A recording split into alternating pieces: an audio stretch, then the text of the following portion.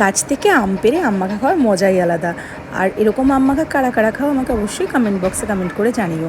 তো যেটা করলাম, টাটকা টাটকা আম পেড়ে নিয়ে চলে আসলাম। গাছে প্রচুর আম হয়েছিল, সেই আমগুলোকে এনে পিল করে ভালো করে জল দিয়ে ধুয়ে যেটা করলাম সেটা হচ্ছে ওই পিলার দিয়েই আমি ভালো করে আমগুলোকে মানে ছিলতে থাকি। তো এরকম পাতলা পাতলা স্লাইস হয়ে বেরিয়ে আসে। তো এরকমভাবে আমটা কেটে চটকালে না একটা রস বেরোয়, আর এরকম আম মাখা খেতে আমার ভীষণ ভালো লাগে।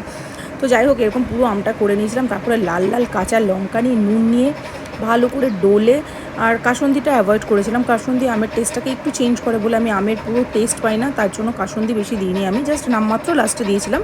তো ভালো করে চটকে একটু চিনি দিয়ে আর লেবু পাতা একটা দিয়েছিলাম। তো ভালো করে চটকে ভালো করে মেখে কিছুক্ষণ রেখে তারপরে আম মাখার যে খাওয়ার স্বাদ, আহা, জীবন ধন্য হয়ে গেছে একেবারে আমাদের খেয়ে।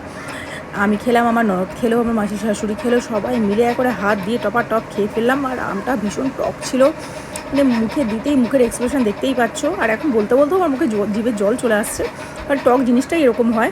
তো লাস্টে যেটা ভালো লাগে সব থেকে প্রিয় সেটা হচ্ছে ঝোল। এই ঝোলটা চুমুক দিয়ে খেয়ে তারপর থালাটা চেটে চেটে খাওয়ার যে মজা, জাস্ট বলে বোঝানো যাবে না।